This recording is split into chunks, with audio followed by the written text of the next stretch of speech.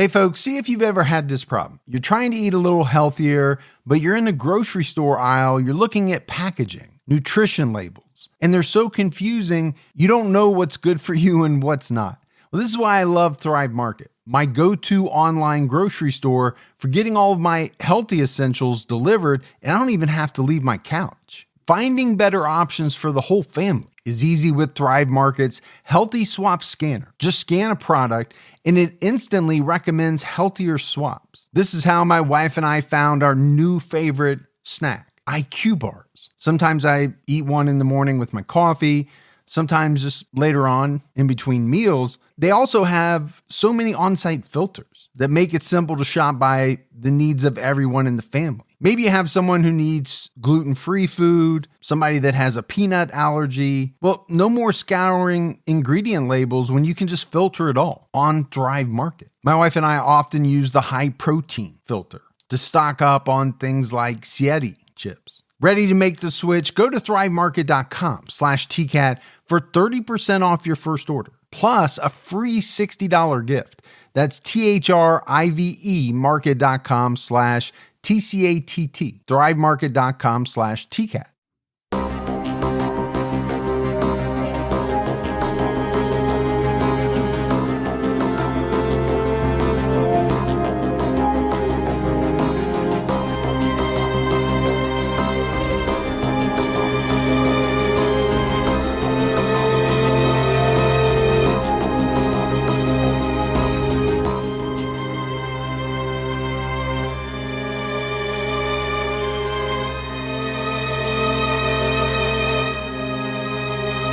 Hello, everyone, and welcome to episode 320 of the True Crime All the Time podcast. I'm Mike Ferguson, and with me, as always, is my partner in true crime, Mike Gibson. Gibby, how are you? Hey, man, I'm doing good. How about yourself? I'm doing very well. Good. It's like 60 degrees here today. Yeah, it's a little warm up. For early February, man. Yeah. We've had a really mild winter. Yeah. And I'm not going to complain about it at all. I did that polar plunge today, too. I thought, what are people complaining about? Right. 60 degrees. This is like, what? I don't understand. I don't get it. It's not cold at all. Yeah, I was a little taken aback when you showed up in the nude, because most people were wearing at least something to cover their bits and pieces. I was trying to figure out how to say that, but you decided not to. So I just wanted to make sure everybody understood how cold it was not. So kudos to you. Yeah. Hey, let's go ahead and give our Patreon shout outs. We had Nancy Digman. Hey, Nancy. Aaron Pasavento. Hey, Pasavento. Holly Anderson. Hey, Holly. Tess Hurd. I heard about you, Hurd. Kirk Lewis. What's going on, Kirk? Just Kathleen. Hey, Kathleen. Amy. What's happening, Amy? Tammy Andrade. Hey, Tammy. Amber Grukowski and Alyssa Freeward. Well, thanks, Amber and Alyssa. Together jumped out at our highest level. That's awesome. Andy Godwin. Hey, Andy. Madison Theraldson. What's up, Theraldson? Sam Gaffey. Hey, Sam. Terry Pringle. Hey, Pringle. Amond Cusick. Hey, appreciate that, Amond. Madison Postma. Hey, Postma. Christine Churchill. Hey, Christine. Landito. Landito. Yeah. And last but not least, Ryan Bessie. Here's Ryan. So we appreciate all that new support. And then if we go back into the vault. How far are we going back? I say we go back as far as we possibly can. This week we selected Megan Valier. What's going on, Megan? So appreciate all that support, the new, the continued. We had a great PayPal donation from Deanna Johnson. Oh, thank you, Deanna. So Gibbs, right now on True Crime All the Time Unsolved, it's our 300th episode. Yeah. And we decided to go with Jack the Ripper. Awesome. Big, infamous, unsolved case. Sure. Obviously, it's going to take more than one episode. Yeah. So this is part one, but it's out now. Make sure you check it out. I had fun over in England when I was there, though. Yeah. Doing the research over there.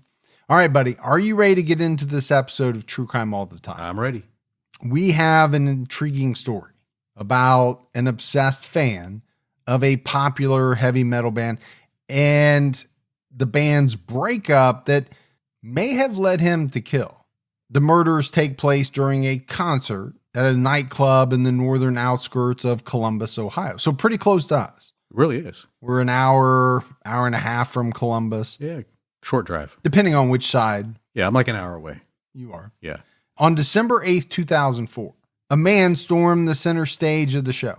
And some audience members later said they thought that this man, which is obviously going to turn out to be Nathan Gale, was rushing onto the stage as part of the show. Like part of the act. Yeah. Yeah. Because, a lot of those bands, they put on a very intricate show. There's pyrotechnics. There's, costume changes. There's all kinds of stuff going on. Cinematic? Is that a right word? I doubt it, but let's go with it. Okay. Whether it is or not has never stopped you before. And it never will. And it never will. But this small event turned deadly with the murder of 4 people, including a member of the band. So let's dive in, man, and see how a one-time fan took this thing to an obsession. So I mentioned it. We're talking about Nathan Gale, a man who was described by many as an outcast and a loner. Well, we've heard that before. Yeah, we have. Now, we've also heard the opposite. Family guy, great coworker, great neighbor, church deacon. I mean, that's one of the things that kind of jumps out at me. As you go through the number of true crime cases that we have, it's easy to see that there is no one recipe or not recipe, but description of an individual who turns out to be a killer. There just isn't. We had a mix of personalities throughout these years. Yeah, there's no box. Exactly. There's people, and people can decide or get into a situation where they can do some horrible things. But Gale definitely had a void in his life, which I think a lot of people who are in that position do, right? If you don't have a lot of friends, right. You don't have a lot of contact. Okay, so there's a void there. He filled that void with an obsession of a band called Pantera. Now, I don't know if you have heard of them or remember them. Cemetery Gate. Is that a song? Yeah, you know it. No, I don't. I had literally knew nothing about Pantera. Had to look them up because it's just not a genre that I listen to. Right. Little on the heavier side. Oh, for heavy sure. metal. Yeah. So that was never my thing. It's like a 90s band. But I know they were pretty popular. They were formed in Arlington, Texas back in 1981. So Nathan Gale, people called him Nate. He shared a love of rock music with the friends that he did have, and they liked to attend concerts together. He was a very big guy. All the descriptions of him were at least 6'3" and well over 250 pounds. 260, 270. They kind of were all over the place. Right. But he also wore very large and thick glasses that people described as almost looking more like goggles. They were so thick. Yeah. My dad had glasses like that, Did he? They look like the old bottom of pop bottles. Oh, like Coke bottle Yeah. glasses. Is that the term for that? They're Super so thick. yeah. Gale played offensive line for a semi-pro football team called the Lima Thunder. Really? Back in the day, Lima Thunder. Yeah. So we know where Lima is. It's up north from us. The Associated Press reported that his coach said Nate would often psych himself up by listening to Pantera in his headphones before football games. Well, I remember when you used to play basketball, you used to put your Walkman headphones on, and what was it you were listening to, like Patrick Swayze, Gone with the Wind or something? Did you say Gone with the Wind? Yeah. Isn't that a song that he did? I don't know. She's Like the Wind. Oh, She's Like the Wind. Yeah, from Dirty Dancing. Yeah. Which is a great song. Well, of course, you listen to it right before every game. For Patrick Swayze. You're like, the basketball is going to be like Gone in the Wind or Like the Wind or whatever. Gone with the Wind. So he's getting psyched up. Yeah. Basically, what we're saying is he listened to Pantera all the time. Sure, yeah. I mentioned obsession. That word gets used a lot in the reporting. Anthony Bundy, who lived on the same block as Gale, told the AP he seemed like a normal guy you would meet any other day. He was a keep to yourself type of person. He was really quiet. However, this innocent guy had a change of character. Former friends of Gale, Dave Johnson and Jeremy Bray, said that at one point they became frightened by Gale's behavior and they began distancing themselves from him. You ever have a friend like that? Yeah. You start kind of like, you know what? I don't know if I want to hang out with this guy anymore. Well, people change. Yeah. Over the years. If you think back to, grade school to middle school to high school, my friends changed. Of course, yeah. And some for the good, some for the bad. They have different influences in their life. Yep. I think that's true for everyone.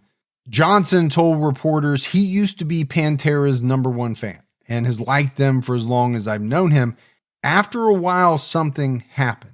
He just kind of snapped. He went from being a cool guy to being a guy you didn't want to be around. So, these are interesting quotes by people who knew him. And I think this is where you have to start asking that big question. Okay. Yeah. Something happened to him. What was it? What started to go wrong in his life where he went from a cool guy to a guy who people didn't want to be around? It had to be something, right? Well, yeah, because he went from being this super cool guy to nobody wants to be around. It's a drastic change. So what's driving that change? Yeah. Bray recalled that Gale once showed up at his house with some songs that he said he had written. But when he looked at them or he heard them, he quickly realized the words appeared to be copied from Pantera. And Bray said that Gale told him he planned to sue Pantera over the lyrics and for stealing his identity. So this is around the time, right, that they're saying that he started changing, they started distancing themselves. And you could think, okay, that's a joke. Yeah. And most people probably would. Here's a band. How would they steal your lyrics? They don't know you. Right. How are they going to come across your lyrics? Yeah. But it wasn't a joke to Gale. He was serious. He was very serious. He legitimately became enraged around this idea. Autumn Bender, an employee at Bear's Den Tattoo Parlor across from Gale's apartment, said she would sometimes have to ask him to leave because he would sit there and stare at clients. He made a lot of people feel uncomfortable. That would be uncomfortable. If you're at a place to get some type of service, either tattoo, haircut, whatever, and you got this big guy staring at you, I think after a while, you're going to be like, okay, this is making me uneasy. Yeah, but to me, it's all important, right? What his friend said. Now you have somebody who was not his friend, but knew him somewhat, worked across the street from where he lived. You start to see this pattern of people who were becoming kind of put off by this guy's behavior. And Gale sort of became known for his bizarre behavior. So he became that guy. Yeah. KRT reported that Gale was often seen petting an imaginary dog and staring at walls talking to himself. So there's definitely a lot of strange stuff going on with this guy. Something obviously was not right with, how he was acting. It mentioned it. There were a lot of people who seemed to be on edge. They didn't really understand what he was doing or what was going on. People started to try to stay away from him. And I think you have to ask that question. What was the state of this guy's mental health at this time? Because the first thing I think of when I hear that someone is petting an imaginary dog, staring at a wall, talking to themselves, I think mental health issue. Yeah. Sounds like there might be something going on. Yeah. So, that's where my thought process goes. And I think obviously we're going to talk about it more because we know he's going to do something horrible. Right. So it seems as though Gale was having trouble with people in town, right? His friends, other people he came across. A lot of people, though, talked about the fact that he was very close to his mother, Mary Clark. And there has been a bunch of people online kind of making the assumption that She was really the only person that either knew how to talk to him or maybe understood what was going on with him. So I mentioned that Gale accused the band Pantera of stealing his lyrics. And this really kind of signaled the spiral, the downward spiral of his behavior. In 2003, the band broke up after a falling out between the lead singer, Phil Anselmo, and the pair of brothers, Vinnie Paul and Dimebag Darrell. It's not uncommon. Bands break up, people don't get along, they have, conflicting ideas, whatever it is. Now, the two brothers went on to form the band Damage Plan, and there are a bunch of different stories and ideas about what really caused the band to fall apart. I'm sure fans all have their own kind of idea of what happened, but it really doesn't matter. The bottom line is there was a rift between the members that caused the band to split up. But this is what seems to have added fuel to the fire of Nathan Gale's obsession, because he's a super fan, right? Very passionate fan. And apparently he took the group's breakup in 2003 as an insult. Like, how dare you do this to me? How dare you break up without consulting me first? Yeah. According to KRT, a former friend of Gale's, Mark Brake, said when they broke up, I think he felt some kind of personal connection, like he felt left out or betrayed. So, the one thing I would say is there are a lot of people who have very strong connections with certain bands. I know you've been following One Direction around the world to all of their concerts. That's right, yeah. And things like that. You used to do that with the Backstreet Boys, 98 Degrees. Well, look. Any boy band that kind of hit the scene. I'm just trying to, give back, because when I had my band, Rex West and the Westies, I had a heck of a following. And I just think, it was important to have that following. I mean, we broke up because, the Westies want to go Easties. And I'm like, I don't do that. Yeah, you don't do that. So. But a lot of people, have a very strong connection to a band or a singer. But this is way beyond that. Oh, yeah. This is not just following them from city to city and trying to see as many shows as you can. That's pretty normal. A lot of people do that. This is, I'm feeling betrayed because you broke up. We're part of the same group. Like I'm part of the band almost. Yeah. You stole my lyrics.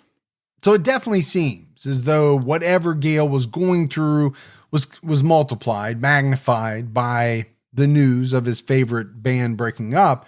We've talked about some strange behavior described by people that knew him. I'm convinced, Gibbs, there was something off related to his mental health. He was experiencing some type of mental illness. Yeah. And mixing some possible mental health issues with the end of something that he might have thought was the only thing important to him. Could it have made him feel like, almost like end of the world type feeling? Maybe. I can't think of any time I was super upset over any band that was breaking up. I was never upset about anything like that. Even you didn't really get upset when the Spice Girls broke up. I know you loved them, but no, not to that degree. But in all seriousness, you and I, when those things happened, if they did happen, we're not experiencing any type of mental health issues. Correct. That part, we have to be serious about. Absolutely, because that makes a difference, right? Yeah. So some of this stuff we'll never know about for reasons that we'll discuss later, but I'm kind of planting the seeds for, us trying to figure out why this guy did what he did. So let's fast forward to December 8th, 2004, and the band Damage Plan was set to play at a small concert in Columbus, Ohio. The setting was a small family-owned nightclub called the Alrosa Villa that had hosted metal bands for over 30 years. Chris Norris, story writer of The Revenge of Crazy Nate, wrote extensively about the details of what happened that night. So it was a Wednesday, And there were a number of performances. I think Damage Plan was, one of the big draws. This was the new group formed from the ex-Pantera guitarist Dimebag Darrell Abbott and his brother and drummer Vinnie Paul. Nathan Gale had been in the parking lot of that building for hours. And apparently the security guards of the building had asked him to move his car multiple times. He was trying to park near the tour bus by the rear entrance of the building, and security eventually got him away from there. But he started to just kind of pace around the area. And it was said later on that people noticed him, and they even said that not only patrons, but staff members felt super uneasy about this guy. Well, I get it. That would definitely make me uneasy too. It would have my focus. Damage Plan's security chief, Jeffrey Thompson, had denied access to Gale a few times, right? He's trying to hang around the tour bus, and he's asking people if Dime or his brother are on the bus. So what's he doing? He's up to something. Yeah, but what is it? But what is it? Is he a fan who just wants to ask for an autograph? Or is he someone intent on, wanting to harm one of these two people? Either way, he wants to know where these guys are at. And, he's just kind of walking around, pacing around the building. He eventually walked over to Damage Plan's sound man, Aaron Burns, and asked him if either of the brothers were on the bus. So all of this is going to raise concerns for the security guards. Of course, yeah. That are there. They've had to ask him to move his car. They have to keep him away from this bus. He keeps asking different people where these guys are at. I mean, this is like me at CrimeCon trying to, keep everyone away from you so that you don't get mobbed and trampled. Not an easy task. It's not. It's not at all.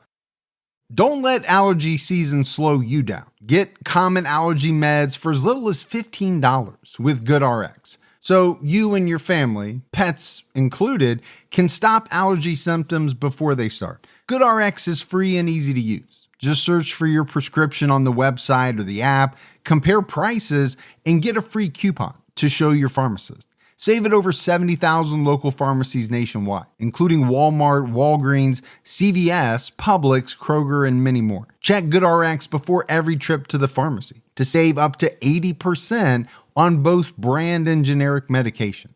And did you know GoodRx rewards you for saving money too?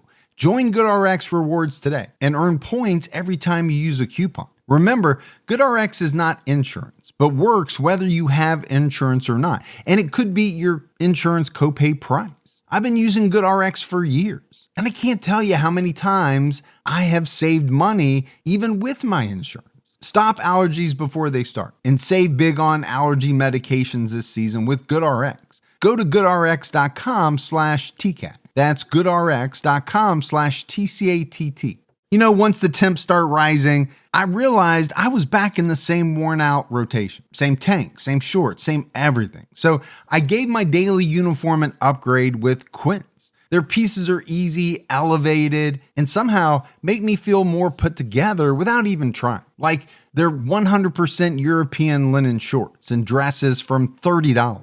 Luxe swimwear, Italian leather platform sandals, and so much more. The best part, everything with Quince is priced 50 to 80% less than what you'd find at similar brands. By working directly with top artisans and cutting out the middleman, Quince gives you luxury without the markup. And Quince only works with factories that use safe, ethical, and responsible manufacturing practices and premium fabrics and finishes. I'm getting ready to stock up on shorts for summer from Quince, and I know they're going to be amazing because everything I've ordered has been of the highest quality, and the prices are amazing. Treat your closet to a little summer glow up with Quince. Go to quince.com/TCAT for free shipping on your order and 365-day returns. That's QUINCE.com/TCATT to get free shipping and 365-day returns. Quince.com/TCAT. Barnes eventually told Gale that the two had already gone inside. So Now he knows where they're at. He's obviously looking for them. He immediately started walking very quickly towards the club. He went towards a high wooden fence that was blocking the patio of the building. He jumped over the fence, and that's how he entered the club. Mitch Carpenter, one of the parking lot security guards, saw Gale and also started running towards the building. Nathan Gale heard cheers as Damageplan had just taken the stage, and apparently he took off into a sprint. And it was just after the opening chords by Damageplan's drummer, Vinnie Paul, that Nathan Gale jumped onto the stage. He dodged a couple of band members, and he grabbed Darrel Abbott and shot him at least 5 times in the head. This was according to witnesses and later police. In less than 5 minutes, Gale killed Aaron Hulk, a club employee, a fan named Nathan Bray, Abbott, and bodyguard Jeff Thompson.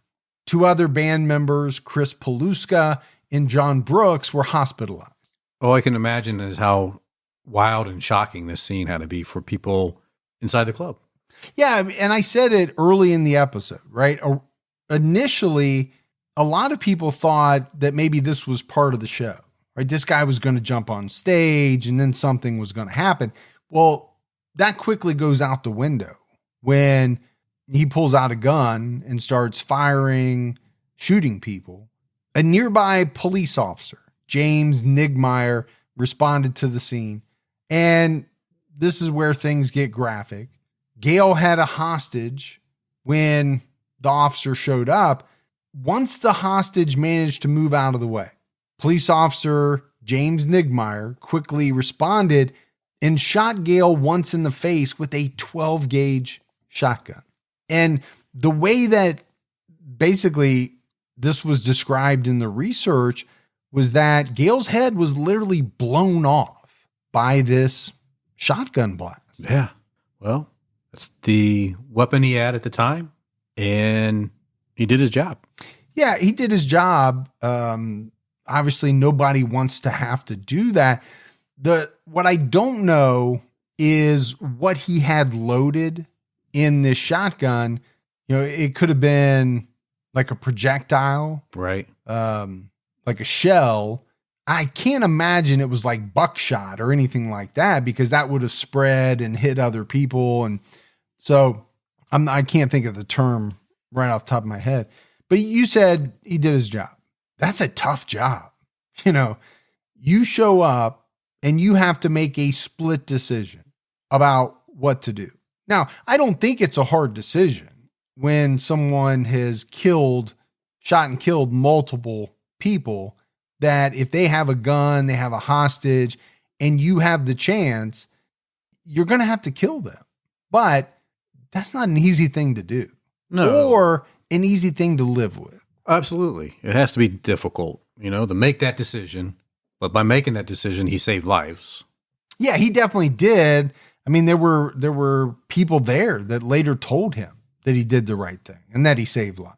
Nigmeyer told the Columbus Dispatch, "I was diagnosed with post-traumatic stress disorder and severe anxiety disorder." He had to leave the police force 3 years after the incident, and said he's never recovered from the emotional pain of the horror of that incident.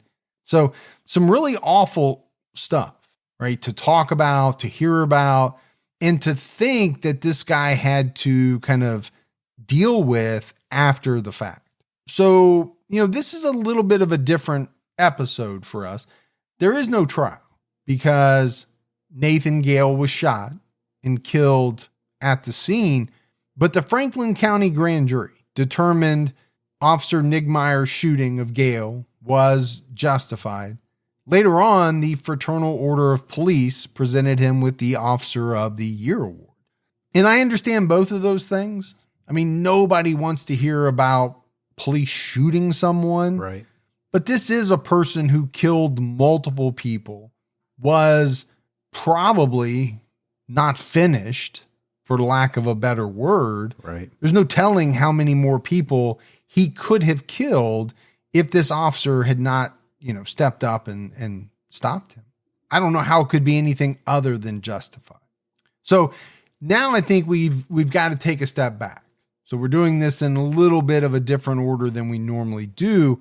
We talked a little bit about what might have led to Nathan Gale's downfall, but I think we have to take an even deeper dive into some of those things.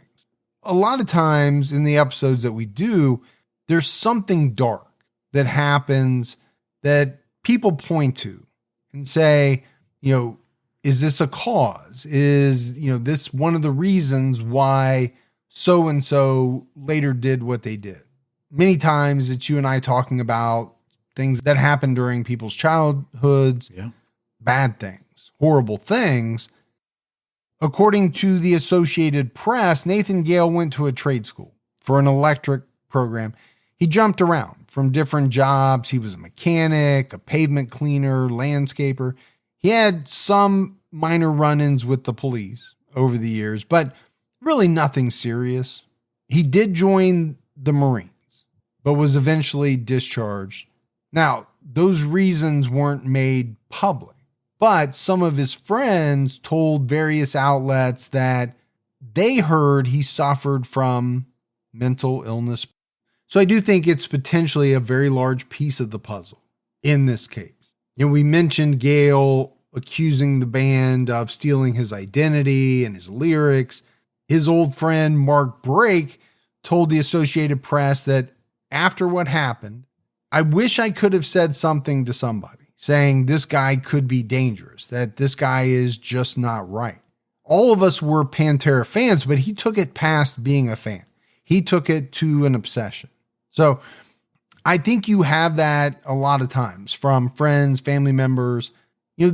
They witness certain things from people, but what does it mean to them? And what do they do about it? Okay, they said he's acting strange. They think he's not right.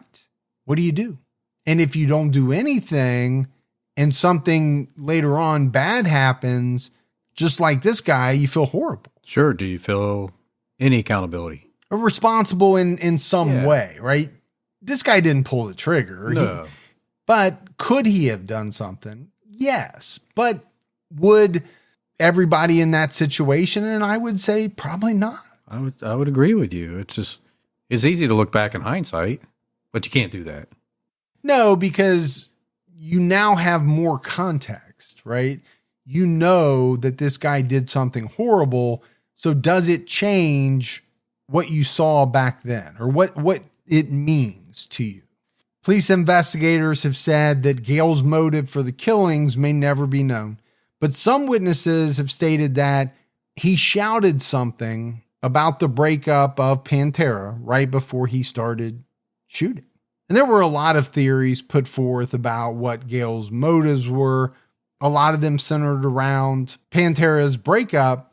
Investigators kind of seem to have ruled that out as a motive, but I struggle with that because it does seem to be a factor. At the very least, he seemed to have been deeply affected by the band breaking up. I believe it had an impact on why he did what he did.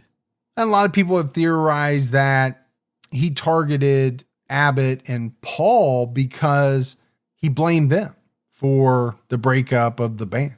And, we kind of talked about it, but it was almost as if this guy saw himself as a part of the band in some way, right? So does his world come crashing down when the band is no longer the band? Well, yeah, probably because it was his whole world. Ryan Hughes lived in Marysville, Ohio. He had known Nathan Gale for years. And, in talking with outlets, I think he gave one of the best descriptions of Gale. He said, "Have you ever read of Mice and Men? Lenny, that's what Nate was like." Really? That's what he said. Yeah. And anybody who has read the book, seen the movie, you get that reference. Ryan said he'd come running up to you and you weren't sure if he was going to hug you or snap your neck. Again, big dude. Yeah. 6'3", 250, 260. Played football. So, I think it gives you a good picture right? This guy, Nathan Gale, and what others thought of him. It seems as though he was seen as sweet and gentle at times, but also definitely weird and creepy at others. A forensic psychologist, Dr. J. Reed Malloy, told the Associated Press mass murders are typically over-determined. In other words, there are a lot of factors that go into it. It was drugs, or he was crazy. It's a way for them to get distance from it. So what I take from that is that the doctor is saying, it's probably more than just the breakup of this guy's favorite band, right? That alone most likely did not make him go on this shooting rampage. And I would probably agree with that, because I think you also have to factor in some of the other things we talked about. Yeah. Mental health issues. What else could there have been? See Mark Brinkley of the Marine Corps Times and Chad Williamson of the Marysville Journal-Tribune did a lot of reporting on this story. Nathan Miles Gale was born in Lansing, Illinois on September 11th, 1979. He was the last of 3 boys born into his family. His father had left his mother by the time they moved to Ohio, around the time that he was in the 5th grade. His school administrators noticed some mental health issues early on, and Gale was placed into special ed classes based on him having a learning disability.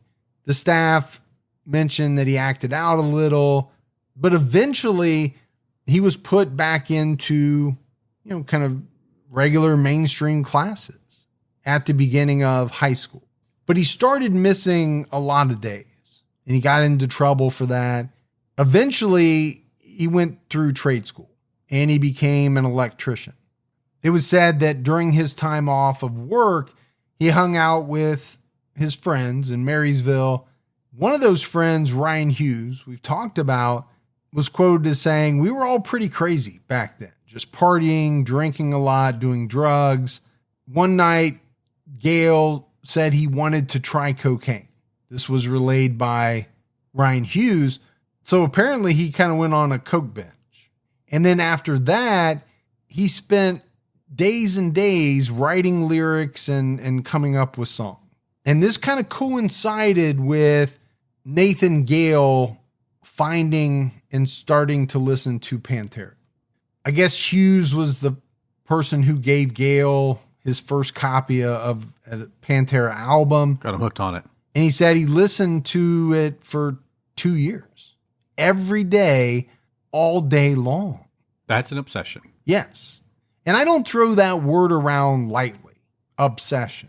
But I think the more facts that come out, this is not, this is your favorite album of the month. This is listening to the same album, tape, record, CD, whatever it was at the time. Yeah. All day, every day for 2 years straight. I just think that's the major problem. I get it. You like it, but that's a lot. It is. But the other thing Hughes has said, was written up by these guys that I mentioned, was that Gale began complaining about his inability to hear his own thought.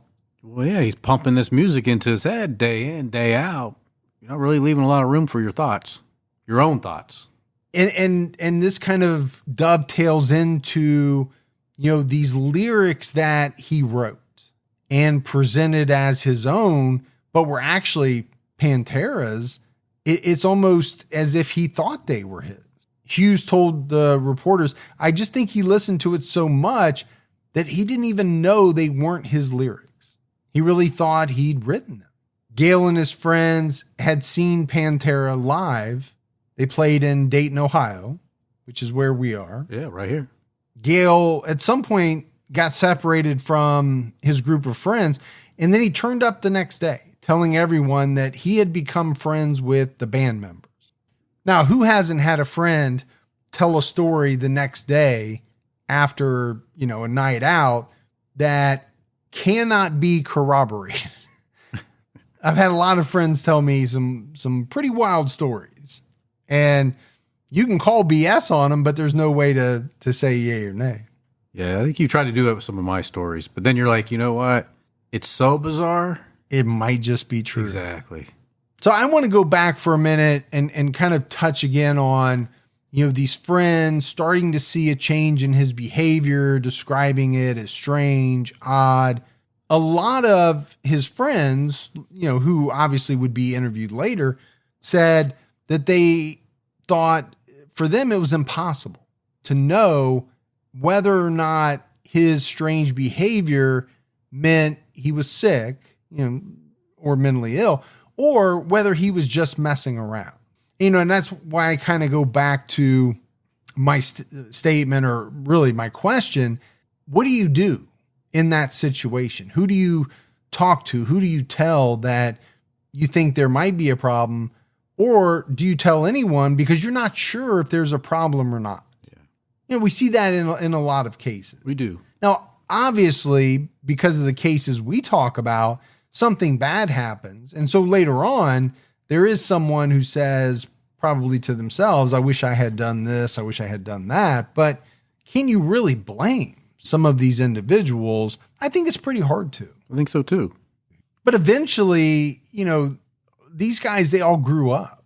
They moved away. They got on with their lives. It seems as though Gale found that harder to do, right? He had a difficult time figuring out where to go next, what to do next. But I think the bottom line is there's a lot of information from his childhood friends that all kind of seem to add up to the same story. This was a guy who had a lot of personal issues, possible mental health issues. There's multiple mentions of him having a mental illness. We talked about it. Right. The discharge from the Marines. A sociologist named Donna Gaines wrote a book called Teenage Wasteland. She studied the culture of alienated teenage metal fans. She described the role that music can play for troubled kids, and also mentioned for someone like Gale in his level of obsession that the event of the Pantera band breaking up had a similar psychological impact to a parent abandoning a young child. That's a big impact. That's a huge impact. Now, I'm surprised that it would rise to the same level, but that's what she wrote. She said Gale created an obsessive identity with the celebrities in the band, making him feel like he belonged. So when you're kind of looking for a motive, right, to explain why Gale did what he did, we can never know for sure. I already talked about that, right? He was killed, but what makes the most sense? He did have a troubled childhood. He was isolated. He was lonely. He really connected with people over the love for kind of this rock band, Pantera. Yeah, he was definitely obsessed with them. He was. And I think a lot of people have pointed out that that obsession created kind of his identity, where he thought of himself as part of the band. Well, so much he even claimed Pantera's lyrics for his own. Yeah, said they had stolen them from him. And then you have, his friends growing up, moving on. Does he feel abandoned? Does he feel betrayed by his friends leaving him? He could be feeling both of that. And then you have the breakup of the band. I think a lot of people have postulated that maybe he felt as though he really had no one else left in his life. His friends are gone. His band is gone. And I say his band because I think he felt like that. Oh, absolutely he did. What's he left with? What does he think he's left with? Well, I think he was at a point where he felt as though he needed to blame someone.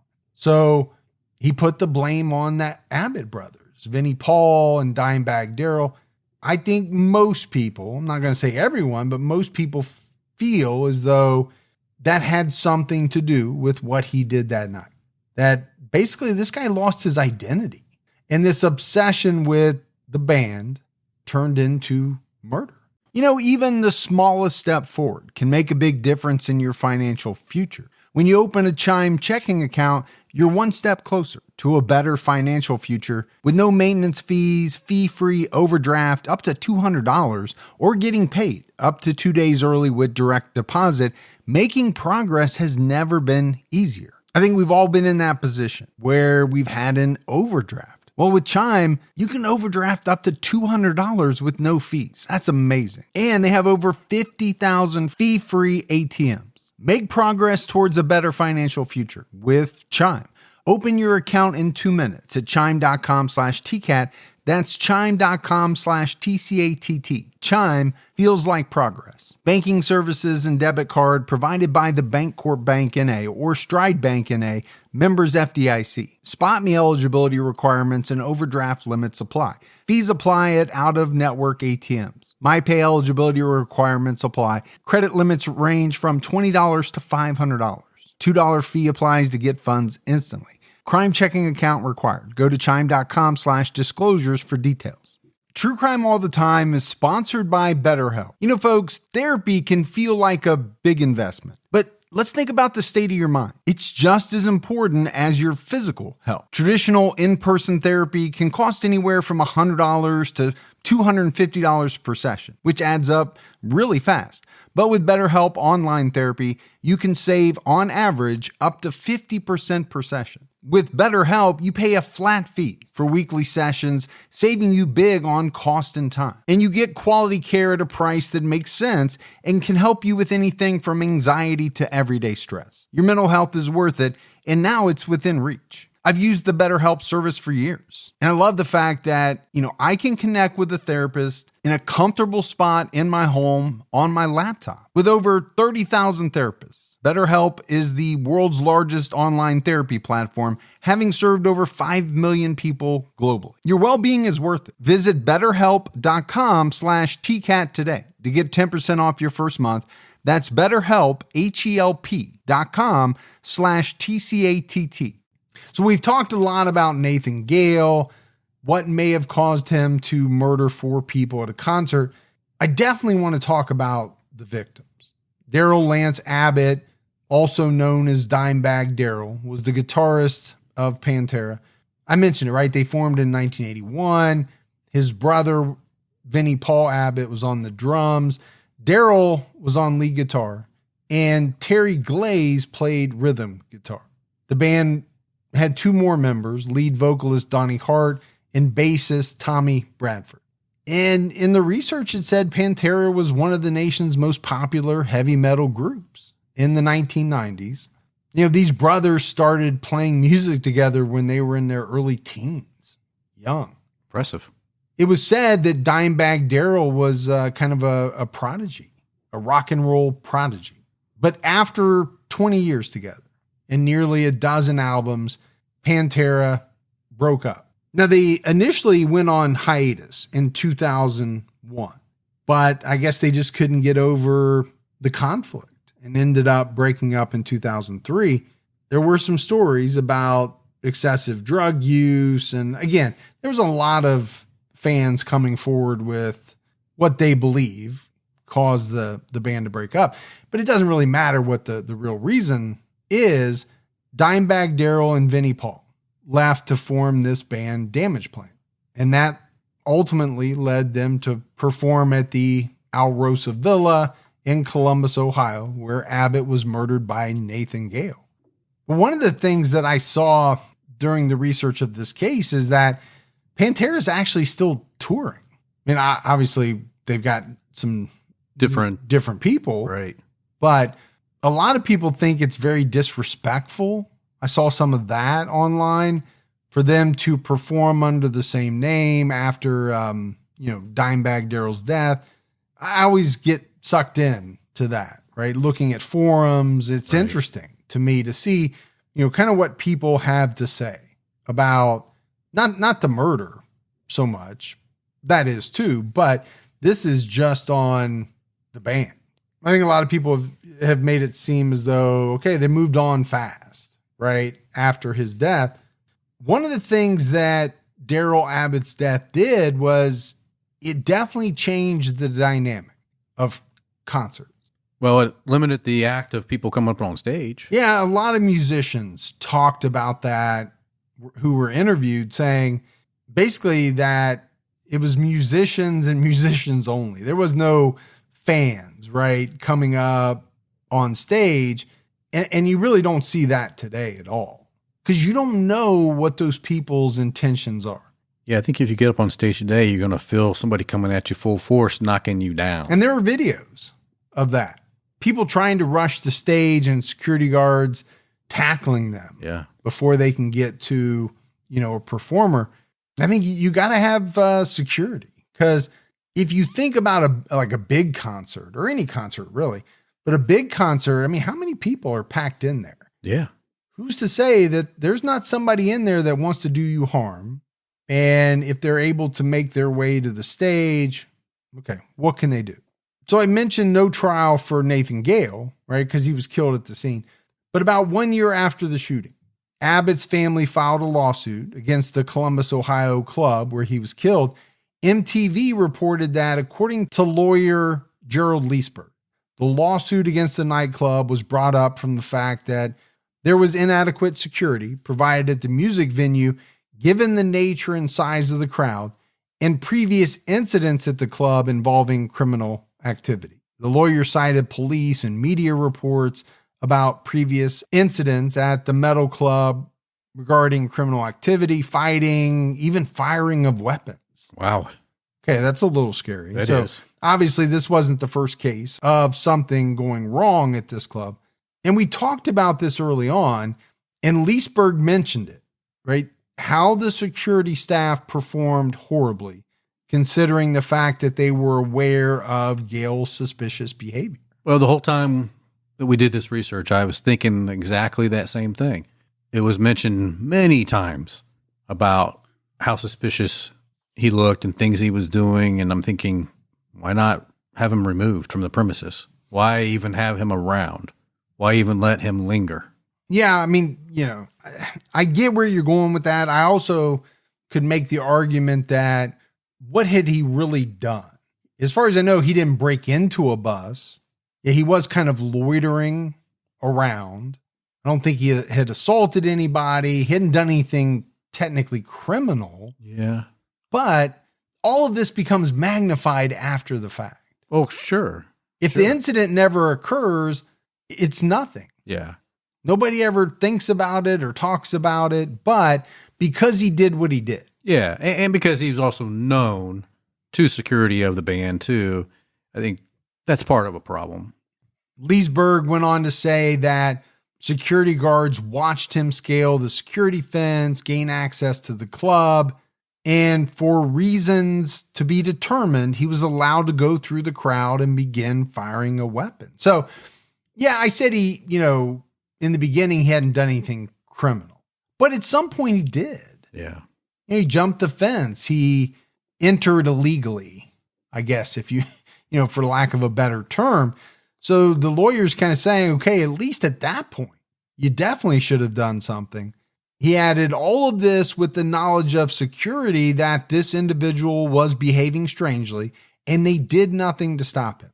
And this part of the case was extremely pivotal. Leesburg said the suit cites an incident only 8 months prior in the Cincinnati area, right? Not far from Columbus, not far from us, in which the security at a venue damage plan we're playing at identified Gale as a suspicious person, and he was subdued. He was actually dragged off the stage during one of their shows on April 8th, 2004, after he caused nearly $2,000 in damage to stage lights and other equipment during a struggle with police.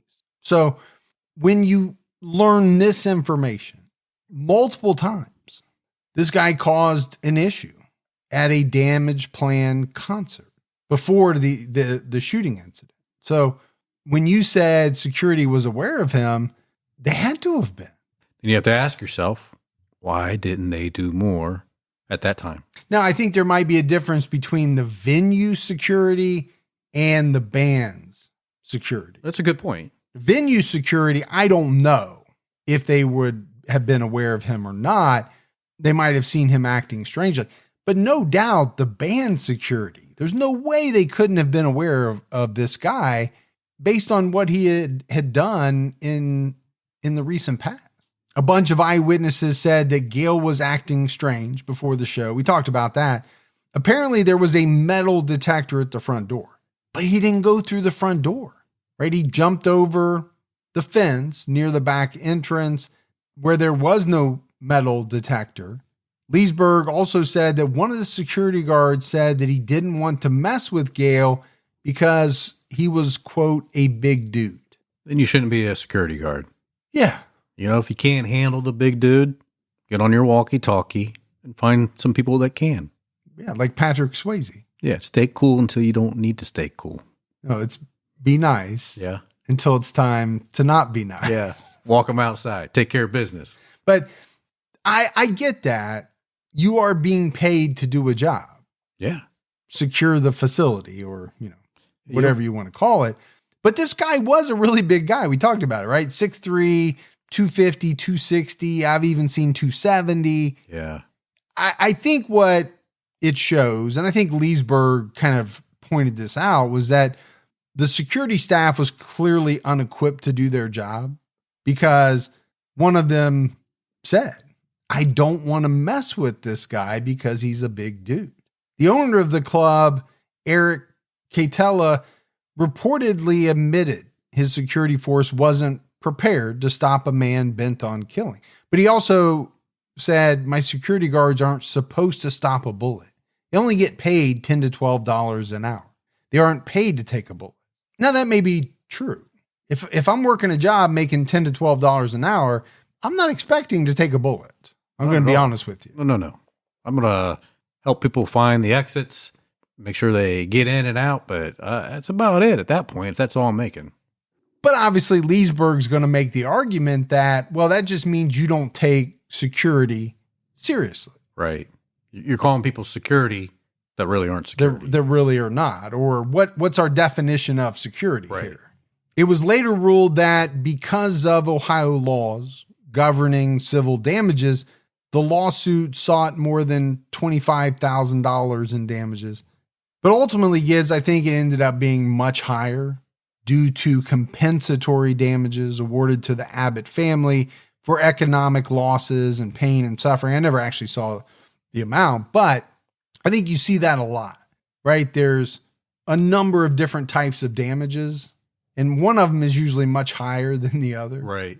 I also saw in the reporting where the club closed and shut down in honor of the anniversary of the murders in 2021. So, definitely a different case for us. I did find it interesting, though, as, I was going through the research, you said you did as well. As we wrap up the case, I think it's very clear to me that Nathan Gale was suffering from some type of mental illness. I don't know what the diagnosis would be because I'm not a mental health expert, and I don't believe that he ever, got the proper type of diagnosis. He obviously never got any type of treatment. You'd have to think that things would have turned out differently, I think, had either he sought out treatment on his own or somebody around him would have done whatever was necessary to get him treatment. And I don't even know what that would have been. Right. I don't know either. I think he needed some help. Yes. But to what degree, we can't say. Right. But when you tell me that someone's petting an imaginary pet, an animal, that they're staring at walls and kind of muttering to themselves, okay, I start to think something is wrong. They need to get some help. You add on top of that, this obsession with Pantera, and obsession might even be an understatement. I'm thinking it kind of is an understatement. I was trying to think of a stronger word, but I'm not even sure what it is. And, him telling his friends that Pantera was stealing his lyrics, trying to steal his identity. I just think it all adds up to there being, at least in my mind, very little doubt that he was suffering from some type of serious mental illness and he needed help. Yeah, he did. Now, what he did was horrible. Absolutely. There's no way around that. And to me, it's always tough when you have a case like this where, somebody does something horrible, murders 4 people, hurts 2 other people at least. Then you have this issue of mental health. And I think you have to talk about them both. The horrible act. Yeah. The victims. Of course. Who tragically lost their lives or were hurt. The families and what they went through. But also the killer and that person's state of mind. Yeah. I think it's important to talk about. It does not excuse it, but it's an important part of the conversation. You can't leave it out. But that's it for our episode on Nathan Miles Gale. We got some voicemails, Gibbs. You want to check those out? Yeah, let's hear them. Hey guys, this is Sophia from Long Island, New York. I just came across your podcast last week and I am hooked. I love what you guys do. I think you guys are great together. Can't wait to catch up on all your episodes. But keep up the good work. I just wanted to give you guys a shout out and keep up the good work. And I can't wait to hear my voice on your podcast. I will talk to you guys soon. Take care. Bye. Man, I love me some Long Island. Well, you just heard it. You just heard your voice. Yeah. And I love that accent. Yeah. You like that? Yeah, I do. It's a very cool accent. And I guarantee that she's probably saying right now, what accent? Because that's what most people say. Well, exactly. I don't have an accent. People think I have an accent. I don't either, but people say we do. Right. And we think other people have an accent. Hi, guys. This is Molly from Massachusetts, and I just wanted to tell you that I was chuckling about the woman who left a message, the listener who was disappointed about the lack of beep, boop, boop, beep, boop, boop, beep with the calculation on one of the recent episodes. And I was laughing because I shared her sentiment. I was like, oh, please tell me that that's not going away, because it really is nice. And it's part of what we know to be true about our True Crime All the Time community. So yes, I agree with her. We love your work, but please make sure you don't miss that again, Mike. I mean, come on. We have standards around here and we expect a lot. And in turn, we work hard while we listen to your hard work. Thank you so much. Take care, guys. Happy New Year. Bye-bye. Man, she really nailed it though. She did. And it reminded me of you. Like after we're done recording, how you berate me and say, we have standards here. We do. We have standards. Gibby's Mr. Nice Guy until the mic goes off. That's right. I'm always like, hey, the mic's still on? You're like, no. I'm like, then I have to look and making sure the button's really off. I'm like, all right, buddy, let me tell you what you did wrong here. And then he berates me for 30 minutes. That's right. Hey, y'all. I'm a huge fan. My name is Victoria. I live on the Mississippi Gulf Coast. Good job saying Biloxi right on the Samuel Little episode. But anyway, I wanted to ask, because I'm okay at picking up the fact that some of your humor is a little bit dry and subtle, but I'm actually autistic. So sometimes, I can't really tell if somebody's not being outwardly funny or kind of saying stuff with a certain tone, if they're joking or telling the truth. So here's my question. All right. I forget what episode it was, but I heard Mike say something like they wouldn't give him the information from one of his phones at a cell phone store because he'd looked up too many violent or, kind of graphic things for the show. Was that a joke or was that true? Like I said, some of your jokes are very dry and I do enjoy that.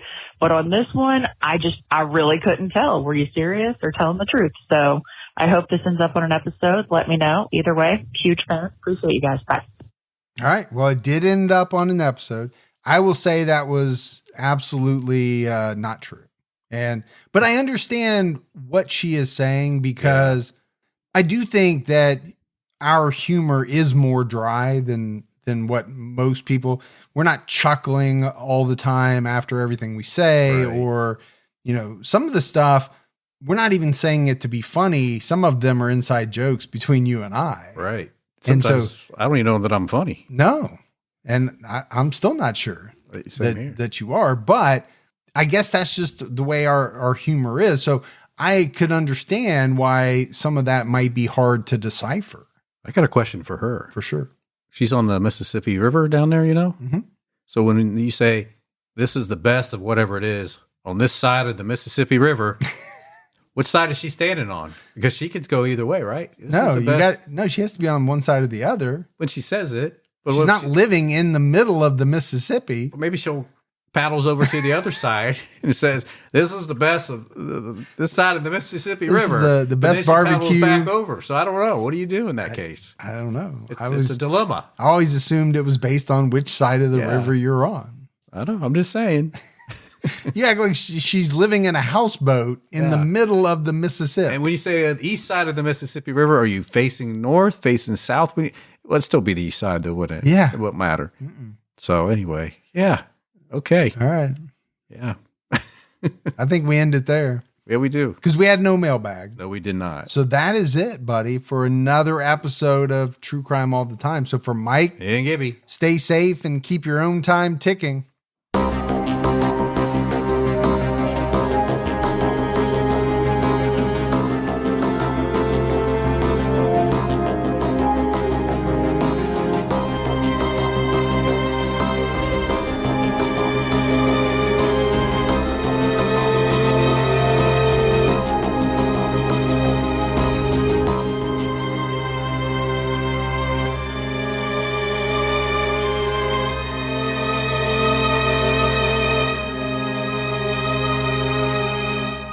All right, man. Good episode. Yeah. I enjoyed it. What were you talking about? If you're on the east side of the Mississippi River, which way are you facing? What does that even mean? You know, are you facing east, west, north, south? Huh? You're facing whichever way you're facing at the Well, that's true. at the time, but you're still on the east side of the Mississippi. I didn't have my compass out. I had to get my compass out, then I know. What happened to that Hardy Boys compass that I gave you? Yeah, that's another whole story there. I slipped and fell on it. Did you have to go to the hospital? Well, it's the time that I went to that nudist camp. Uh-huh. So you did have to go to the hospital. Yeah, they had to extract it. It was no good after that. Shit, Gibbs, I left the Make sure you delete all that, man. All right. Don't leave that in. Inspired by the hit Wondery podcast Against the Odds comes the gripping guidebook, How to Survive Against the Odds, Tales and Tips for Animal Attacks and Natural Disasters. This might just be the most important book you'll ever read. Go inside life or death situations where everyday people survived nature's most extreme scenarios. And learn how you can too. In these tales, you'll hear about the grit, willpower, and know-how needed to endure shipwrecks, alligator attacks, earthquakes, and more. You'll learn from experts, including top doctors, about what happens to your body and mind in life-threatening situations. Plus, important tips on what to do, and equally important, what not to do when faced with a situation that is truly against the odds. Go to survivalguidebook.com to pre-order How to Survive Against the Odds today and get the perfect gift in time for graduation and Father's Day.